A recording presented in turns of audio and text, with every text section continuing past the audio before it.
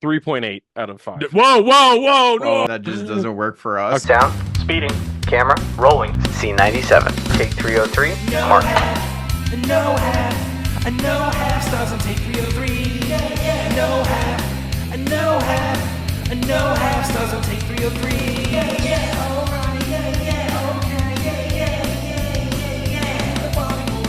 Alright, no half stars on take 303.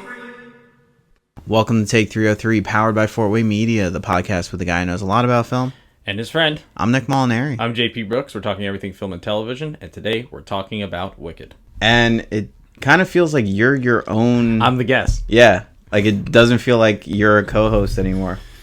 I know. It's been a minute since we've done this. Like technically the last time we did this was Zodiac, but it feels like forever since that. Yeah. Let's start off with some cinematic news. Cinematic News! Yeah, it feels good. Bob Dylan praises Timothée Chalamet in the biopic that's coming out. And I learned today that Bob Dylan is still alive. I didn't realize that. Oh, fuck. You know what I kept thinking of? Bob Ross. I'm like, that guy's fucking dead. Because, like, when I think of Bob Dylan, I think of, like, folky, like, 70s music, but I don't think of him as alive. And I learned something today. Yeah, that's when I say, hey, what do you think of this person? I said, I think of him as alive or dead. Yeah. Nicole Kidman, America's sweetheart, is bracing herself for her R-rated movie called Baby Girl that's coming out soon. She said, I might be terribly upset about what goes viral from this movie. That she's bracing herself for the memes, because this is a woman who's been memed for the last, like, 4 years for AMC ads. And she's been in other movies since, but have you heard about Baby Girl? No. All right, let me tell you about Baby Girl. She has a workplace relationship with a younger man, and he refers to her as Baby Girl. And you can only tell what kind of movie this is going to be. Ayo. Yo. The thing is, though, like, Kidman should... So I hope she's saying that. Knowing, like, if you say, like, I hope I'm not memed on. Like, knowing you're going to get memed on, because once you enter... Now, she is... I'm not saying Nicolas Cage is his own being, but he is memeable. Yes. And so she, for different reasons, is also now memeable. I hope she's saying that in the hopes of actually reverse Uno card, leaning into it, and becomes the female memeable actress. Or she's pulling a Francis Ford Coppola, and she's like, I hope you guys don't meme this, and then just everyone goes to see the movie. Right. Just to see it. Well, I hope they meme her. I've seen the trailer. Oh, it's going to be memeable. All right. What else we got? Ridley Scott's cinematographer is talking shit about him. Do you like working? Do you like having a job? Because I don't think the answer is yes. How do you feel about income? Like, what's your stance on it? Wait, Scott's the director? Yes. Cinematographer above director? No. So cinematographer is the camera guy. Oh, right. And he's talking smack about Scott? Yeah.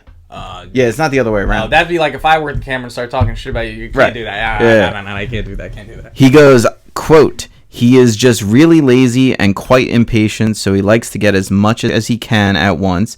It's not very good for cinematography. It's the CG elements now, or tidying up, leaving things in shot, cameras in shot, microphones in shot, bits of set hanging down, shadows from the boom, and they just say, well, we can clean it up in post. Wait, the meme is real. Fix it in post. So you've been on enough sets where you know that joke. But here's the thing. So Gladiator, they're filming in like 4K, 8K, whatever really it is. And at that point, you can zoom in and reshape all your shots so well. And with CG, you can really, like, when we're on set and we see a boom shadow, we're like, fuck our lives. But when they're on set, you can really just erase that from the frame and clean that up. And that's basically what they were doing. So I read further into the quote. Basically, they were shooting with multiple cameras at once. And he was like, one lighting setup. He was worse than you as an AD. And he was, but in the best possible way. And I take it, if someone says like worse than me, thank you. Yeah, like, that's a compliment now. So think of something like this lighting setup. And then he just had the actors from Gladiator 2 do their whole scene and just have 8 cameras around them. And then he's like, cut, let's move. Let's go on. I fucking love this guy. He's a man on his schedule. I love this guy. He knows what he's doing. Now, listen, and I'm about to say to this fucking cinematographer, it sounds like pretentious versus practical, which some might say is sitting right in this room. But no, we both, there is the middle ground of like, even though in practical you still got to make it good, and even Yeah. though you want to grade all the shots, you also realize we have to Yeah. get it. It's they just got to come together. We can show them how to be a team. We can show them how to do be a it. team. Everybody has a vision. Everybody has a dream. Something that needs to be captured on the big screen.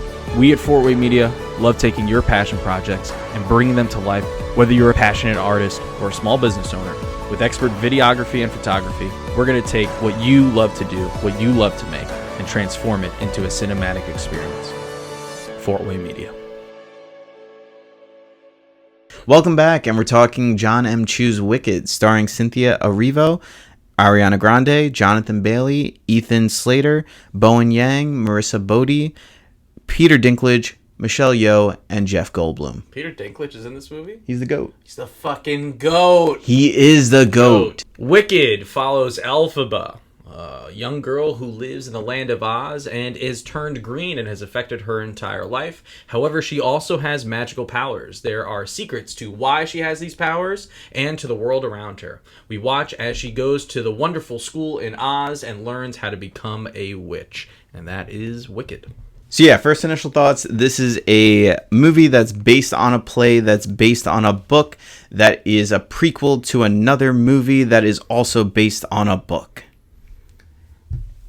So going in, I knew a lot. But yeah, so I've been hearing about this for so long. The press, they've been doing a really good job on making sure people know that the movie is in theaters. Also been annoying people with their interviews and stuff like that. I knew nothing really about Wicked in itself other than it was a play. That's the most I know. I know Kristen Chenoweth and Dina Menzel were the original cast. I never seen the play. Have you? No. Grew up hearing about it my entire life. Never went. Yeah, it was never something that interested me. And even when the movie came out, I wasn't like super...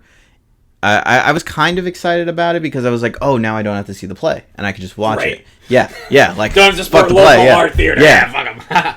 And then I found out it was a part 1 of a part 2, and then I was less excited about it because I was like, I don't like that.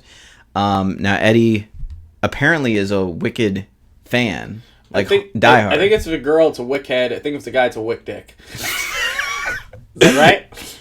Let's go with that. Wicked head? I don't Yeah. know. And he surprised me when he was like, I want to go see Wicked. And I was like, okay. And he said, it's broken up into 2 parts because it's a 1-act and 2-act play with the intermission in between. But I had mixed feelings about that, and we'll talk about that later. But overall, I really enjoyed my time at the theater. How about you? Yeah, good time. I was in a packed theater.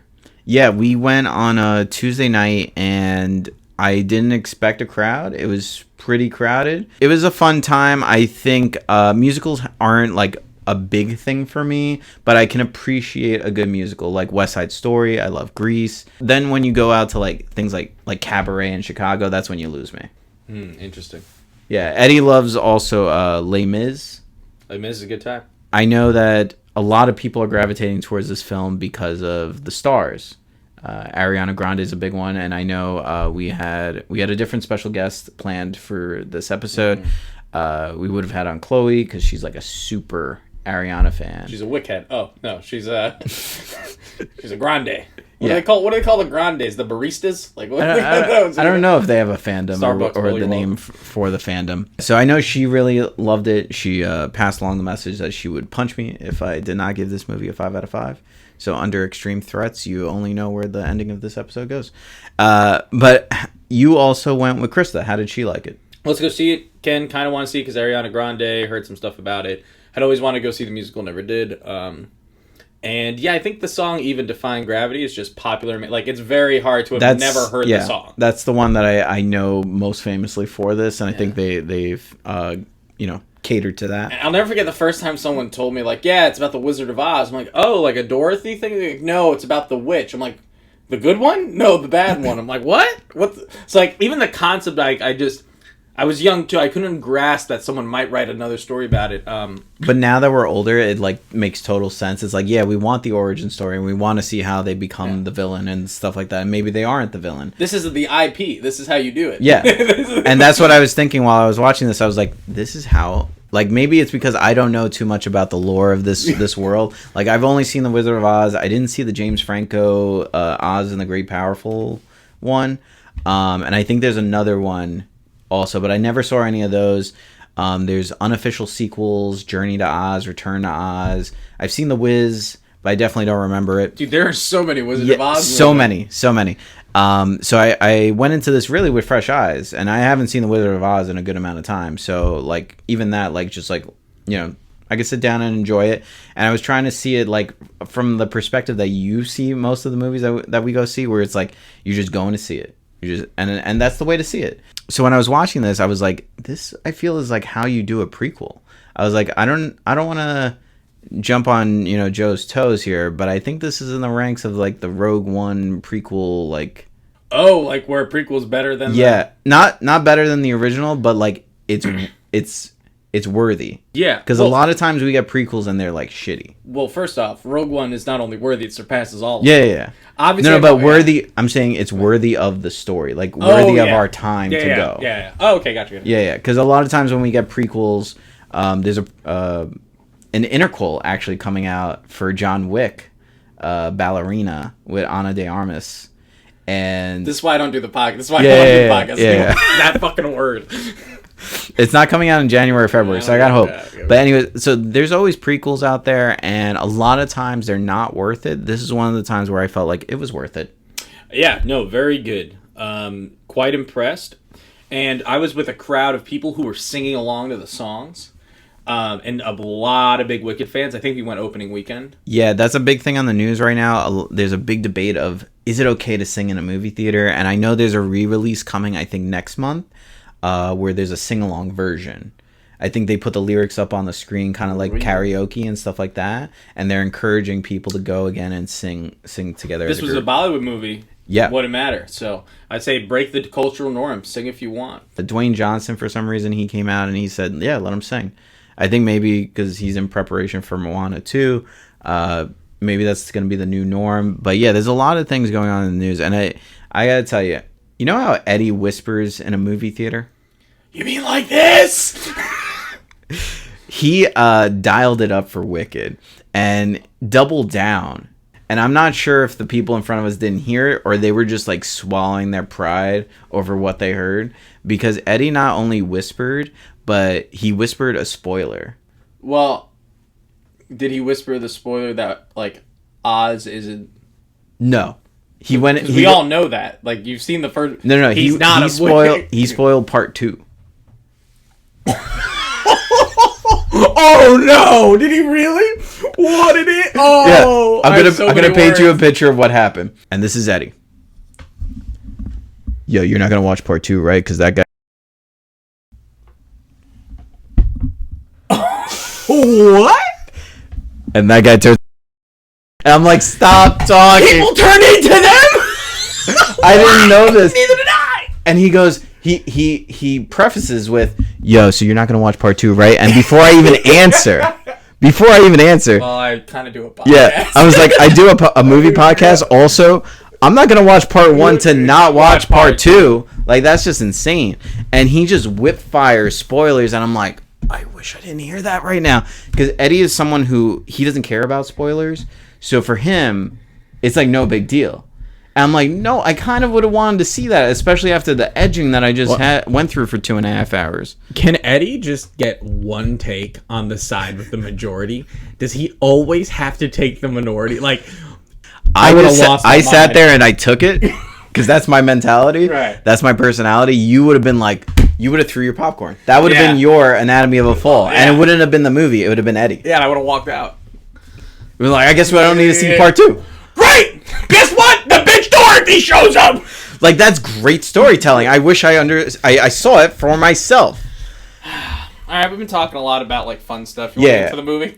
I think we're delaying because it is a genuinely good movie, so it's hard to kind of, like, rank on it. But let's talk about some of the highlights here. Obviously, Ariana Grande and Cynthia are doing some really good work here. Great work. Yeah. Great work. I wasn't 100% sold in like the first, I'd say 5 to 10 minutes. I felt it was almost too theatrical. Who do you think was better? I know we had this conversation in the car. You guys had already seen it. I hadn't at the time. I want to say that Cynthia does a better job at the singing. Yes. I think Ariana does a better job at the acting. Yes. And when we say this is like comparing 1 and 2 here. Yeah, like they're dangerously close to each other. If I had to give the edge to either of them, I would say it that way. Yeah, because she is a Broadway actress. Yeah, she's great. And Ariana Grande is a really talented singer in general. It's just different. It's a very different thing. And I was actually talking to an acting coach this morning. She does singing coaching as well. And she watched it and she had a different perspective of it too. She said she saw the struggle in Ariana Grande, like in the movie. Wow. Yeah. So like, you know, we're watching movies, we're always dissecting like things from a cinematography aspect, on an acting aspect, and all these things. Yeah.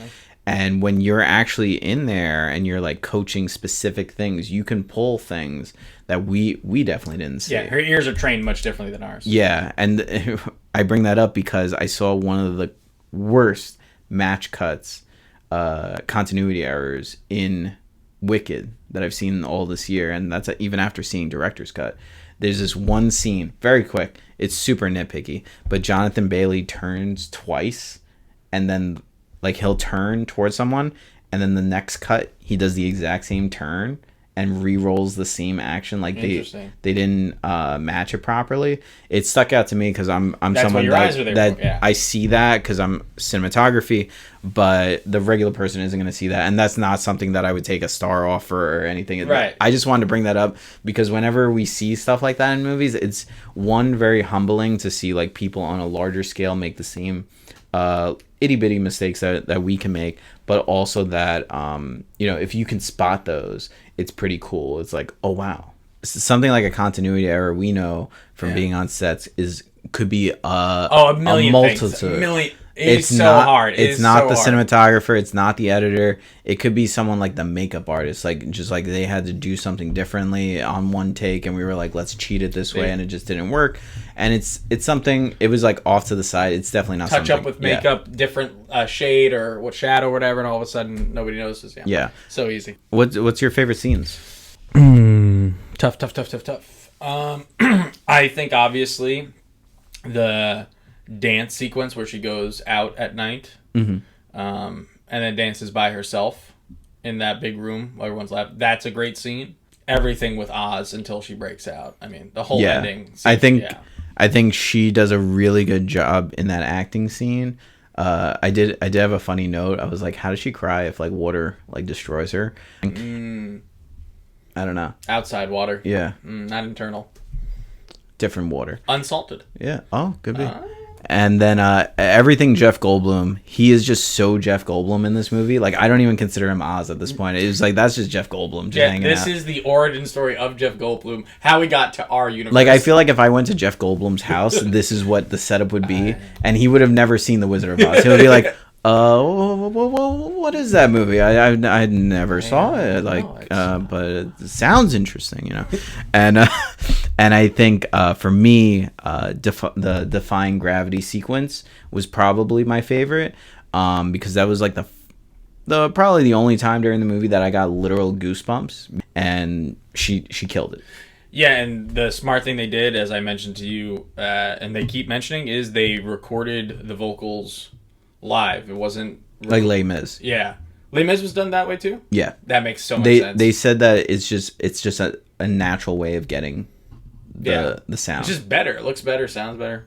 When she's doing that Defying Gravity sequence, like, you realize, oh, that's why they're paying her the big bucks. Damn, that voice was good. Yeah, I mean, the acting's great. The jokes do hit, which in a musical, like, on stage, it's always different to laugh in person watching a theater than watch it on a film. It's always different. There's the energy, the feeling, the charisma, the persona in the room, the body. Like, so much more to it than watching on film. That's why stand-up, like, I actually think stand-up comedy, watching a special as opposed to being in person, two different worlds of like how you can laugh. That's why only the greats and the best really make. Yeah, that's why I don't watch too many stand-up specials, because I feel like I can like zone out really quickly. Yeah. And when you're there, there's like no distractions and you're just in it. Yeah. So I think the same thing with this, the fact that we're laughing and the fact that Ariana Grande's character, which easily could become a very annoying character, Right. is done to perfection. Still plays the naive kind of character, but she gives this one more gravitas because like she's like actually playing like evil in a sense. Like not evil, but More like like neutral. yeah. Not good, not bad, just out for herself. Yeah. Yeah. Selfish. Selfish, and she's aware of it, but she's also not aware of it. It's, she plays both sides a little bit. She's an interesting character. I mean, everything else we could say looks good, sounds good, everybody acts well. I don't really have a lot of problems. Well, I have a couple. Honestly, I'm so glad you said it. Now, let's start with you, and let's see if it's the same problem I have. I'd love to hear it. Yeah, I'm sure it's strangely similar, or that you can concur, right? I'll see you. I'll let you know. Okay. So I think a lot of the backgrounds were like overlit. Yeah. Yeah, they were blown out. Yeah. Yeah, obvious exposure Obviously. situation. Yeah, big exposure situation. Yeah, I think also just the staging of the musical sequences could have been more dynamic. A lot of it is like them singing and like just doing casual movements around the environment, but not actually like doing a big dance sequence. And that could be, again, like something that's more catered towards the play. Like maybe they're trying to mimic the play more and it wasn't a dancey kind of thing. But when I think about it, like I can name like 3 Bollywood like dance scenes from this year that just run circles around what I saw in this one. And again, it could be just because it's the play and not necessarily the movie, because something like West Side Story, they have these big, multi-actor dance sequences and the cameras are like moving all around and they're following them. But this one I felt like there was a lot of like close-ups and mediums on them, not a lot of wides. The only one that felt good, I felt like, was the library one. That was a good dance sequence. Yeah, because what I'm saying is it's a lot of monotonous. Right. Right. Monotony in the shot. Not a lot of flavor. I know a lot of people had issues early on with the color of it. I didn't mind that too much because it's funny. As a joke, I was gonna say the color because it is very muted, and the Wizard of Oz is like that was a huge thing in the 30s with Technicolor, and it was so vibrant and colorful. And I was like, maybe it's just like this is a different type of story. And yes, it does involve Oz. Maybe the color changes over time. I don't know what happens in part 2. And one of my biggest issues with the movie itself, my major issue with the movie is that I really don't like that I'm not seeing part 2 right now. And I'm getting a Spider-Verse kind of situation going on because when I'm watching this movie, I'm looking for my 3-act structure. I'm looking for my character arcs. And after Eddie ruined a bunch of them for me, I feel like I was left edged. And I feel like I got half a story. I shit on part 1s all the time because I feel like nothing happened. But usually something needs to have happened. This is not a Spider-Verse situation. At all. Here's why. Elphaba starts at the beginning of the movie. And she is closed off. She doesn't trust anyone, doesn't want to be near anyone. Goes to a movie, realizes her powers, kind of scared to use them. At the end of this first movie, she is no longer scared to use her powers. She does what she wants to do, and she's not afraid to be who she is anymore. And that is part 1. We had some character growth there. Now, I want you to tell me, I know it's been a while, what character growth did we have from Miles Morales in Across the Spider-Verse? And I'm waiting. Nothing. Absolutely nothing. Spider-Verse is a dog shit movie. The 3. Always bring it back. You haven't done it in a while. I way. 100% agree with you. Yeah. And I get that. And the thing was, I wasn't harping on Elphaba's character arc. I'm more about the side characters, the B plots, everything with the goat. The goat. A little rushed. A lot of these are just off to the side and they're just marinating, and I'm not a fan of that. I would like some closure on those things. So that's my issue. For Elphaba, that's fine. The main story did get closed, and it does leave you on a big cliffhanger because, again, my gripe is that I'm just not getting part 2 right now. which is a good compliment. thing. It's a good compliment. thing. I don't give a fuck what happens to Miles Morales. Give a fuck. But my issue is that the side characters are kind of put off to the side, and we don't know what's happening with them. And again, according to spoilers by Eddie, apparently a lot happens with them. And he explained part 2 in its entirety, and I'm just like, a lot of that really doesn't come into play. So my issue here, Yeah. I looked up the play after the movie. The play is around about 2 hours 45, 3 hours, 3 hour. And the first part we watched was 2 hours and 40 fucking minutes. I was hoping that was wrong. You motherfucker. Now that's my issue, is that you could have closed. Ding, ding, Sorry, ding. I spit all over the place. You could have closed this story, easy. I would have went to see a 3 hour movie if you were going to do the exact same thing as the play. Boom. But apparently, here's the changes between the play and the movie, is that they elongated the songs, and then they added extra stuff to the side characters that weren't in there. Apparently, like the whole B story with the sister that's in the wheelchair. That's not a real thing. It is a real thing, but it gets elongated in this movie. Oh, so it's like a small thing. It's not. Yeah. We got like 7-8 scenes about it. Right. Makes sense. So they're kind of developing more characters, but my thing is like, that's crazy that your whole play is 3 hours and the first movie is 2 hours and 45 minutes. That's a lot of padding. So even though now you said it, and I agreed with it after I saw it, I was like, it did not feel like 2 hours and 45 minutes. I wasn't checking my watch or anything. I wasn't bored, but at the same time, I think I could have used a little less immersion, and I could have just gotten straight to the point to the I end could of have the joy story. chopped at least 25 minutes. There was some fluff there, and now that I know that the songs were elongated, I was like, you could have just kept it. Yeah, the story is really just Elphaba and the fucking animals. It seems like. And that's Yeah. And again, I'm not gonna Eddie this movie for you. Yeah. I'm not gonna tell you what happens in part 2 because apparently, what he said is actually really interesting, and I would have wanted to see it play out. I'm not talking to Eddie till this fucking movie comes out. I don't know. Never talk about Wicked around Eddie. But did you have any gripes outside of that? Yeah, that it's Because I know you felt the exact same way about that. I said Yeah, Broadway yeah. musicals are probably like 3 hours, hour and a half, 15-minute break, hour and a half. Like how these motherfuckers doing 2 hour 40 on me right now. Yeah. Like, that's some so I am at, but like that's the other thing too, right? A lot of stuff in musicals, they say one line about it or one thing and they move on. Mm-hmm. It's the point to get across. Like her training probably lasted a minute on stage. It could have lasted shorter, who knows? Like, but they did a whole 10-minute, what the bunny. So there's lots of stuff there, like them walking from Oz into the big building. Like they probably just got there in the musical. Yeah, they said that wasn't in there at all. Right? They just show up. Ding dong. He knows it. He writes books. I write books, motherfuckers. You think I don't know? Come on. And the last gripe I think I have before we move on to final thoughts and ratings. 'cause we Sure. could- Yeah, I've been having fun with this one. Yeah. I didn't believe the chemistry with Jonathan Bailey being like a love interest. You can't talk. Yo, women will fucking kill you. You tell them this truth. Now, I'm not saying I'm a Jonathan Bailey looking. He just looks alright. Like I don't even expect. He just looks alright. I was surprised that he's 36 years old or like 38 years old. Yeah. That's pretty good for that age. Yeah.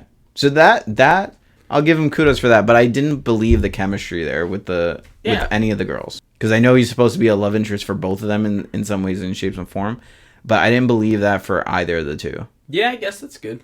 I don't give a fuck about him, to be honest. I just That's like what I'm he's saying. There. I just don't give a shit. Oh, look at that. A plot or an arc that didn't finish. Look at that. Yeah. So one other thing before we end this. There's a lot of talks on the internet right now. I've seen these on TikTok a lot about Wicked and its political undertones. Some people are reading this as a interpretation of politics right now, where they're saying like, oh, it's about the government trying to limit free speech, and they were talking about how there's a guy that's a dictator and he wants to silence the powerful witch and all this stuff, and they're reading it as an allegory for Trump against people. I think it's just a story. It was written in And the now- 1990s. And now, hang on. And on the flip side, which just shows you how stupid this take is, conservatives have been reading this about a liberal media government that is in charge, silencing free speech, and going after somebody who's a different color than everyone else, reading the green as orange, and making it an underdog story about Trump. Now that both sides have created their own interpretations of this, yes, I 100% agree with you that this was written in the 30s. The actual book for Wicked was written in the 90s. None of this has anything to do with what we're doing today, but we do know that sometimes life imitates art and art imitates life.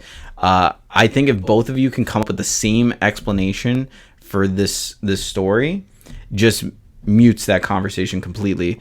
And I think that you can really read into everything. Yeah, and also too, in classic fashion, if you look at Elphaba as a victim who's been lied to or is being silenced, I mean, there's so many people I could look at that would be. I mean, the Crow, the main actor, the Crow. You know, silence, taken advantage of. I mean, the main character. I mean, I don't know, dude. It's like whatever you want to see, and the fact that if both sides can see themselves in it, clearly it's not made for either. Yeah, it's how you interpret. Yeah, exactly, 100% right on that. Couldn't agree more. It's just so fun, and every time I see one of these videos, I sit down and I'm like, I'm watching this. Like, it's so funny how neither side sees it. And then yeah, like I just don't think they get it. All right, final thoughts and ratings. Yeah, let's do it. It's been a while. I'll go first. Okay. Wicked. It's a good movie. It's a musical. You never know what you're going to get. This one is a good one. I think it's going to stand the test of time. I think this is going to be a classic. I think this is one you're going to see it played a lot. DVDs, like, this is definitely, is it going to reignite the franchise? I definitely think with everything that's going on, this is way to get the Wizard of Oz back in talks, you know? I hope they never remake the original. If they do that, I'll murder them. But Wicked is good. I think you should go see it. It's a good time. If you're a fan of it, you should be a fan of this movie, I would imagine. That's what I've been seeing for a lot of people, and I don't see why you wouldn't, unless there's some gross inaccuracies. And the singing's great. The acting's great. I don't know why you wouldn't want to watch it. So with that being said, this movie was a 4 for me the whole way until the last scene, and I really want to give it to Cynthia. Like, Cynthia Erivo for her Ariana Grande's a 5. The movie, I think, is a 4 overall. Could have been shorter. And I think some of the things you point out, a little over the top sometimes, a little like, can we get to the end here? But I think just for the last scene and her vocals makes it a 5. She's that good. So, Cynthia, you made it a 5. Thank you. All right. And for me and everyone in Boston, this was a wicked good movie. Fucking wicked good time, bro. Wicked smart.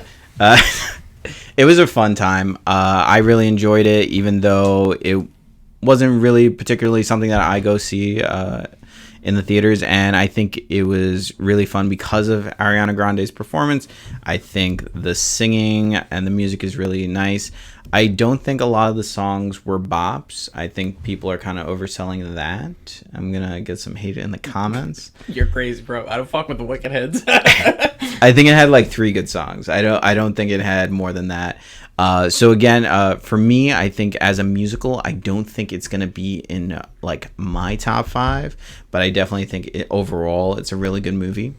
I think, again, some of the dance sequences could have been more vibrant or more feature more movement in the cinematography and the choreography. Very fun popcorn film. I can definitely see it doing some solid work at the award ceremonies. But for me, I'm going to give this a 4 out of 5. I could not agree with you more. Bro, these other songs are so fucking terrible. They talk like these songs are so good. They're so fucking mid. It's not even close. They're just talking in song. Talking in song is a musical. Let's start with that. No, I know, but I'm saying like none of that. It's not like Grease where you can have like Grease lightning and Grease is the word and you're the one that I want. Yeah. It's not like that. Thanks for listening to another episode of Take 303. Make sure you follow us at _media, Take.303 on YouTube. Like, comment, subscribe. We only got like a couple more of these, so I guess if you're joining now, go fuck yourself. And we're launching some merch right now. Oh. So at the time of this release, our merch would have already been live, and you can order this as well as several of the other shirts that we've been wearing on the podcast in the last couple weeks. You can finally get your hands on them just in time, hopefully for Christmas, if you order now. It was a good sell. I really like that. That was nice. This guy did a good job. Yeah, so buy some merch. You got nothing else to do for the holiday season except buy shit from Amazon. Why don't you get another box with a little Take 303 inside, okay? We'll throw in some free stickers. I'm not. Look, this week's question of the week is, what if you had to become a witch and turned a color, what color would you be? Green, orange, black, or wait, green, orange, blue, or red? And finally, that was the poll question. This week's question of the week is, what if you have never seen Wicked before? What is your prediction for part 2? Besides that she becomes the Wicked Witch of the West, give me a prediction of something else. Give me a character death if there is one, okay? Thanks for watching. Catch you next time. We review some other bullshit. See you for the Broskers, and we're gonna Nora. Bye-bye.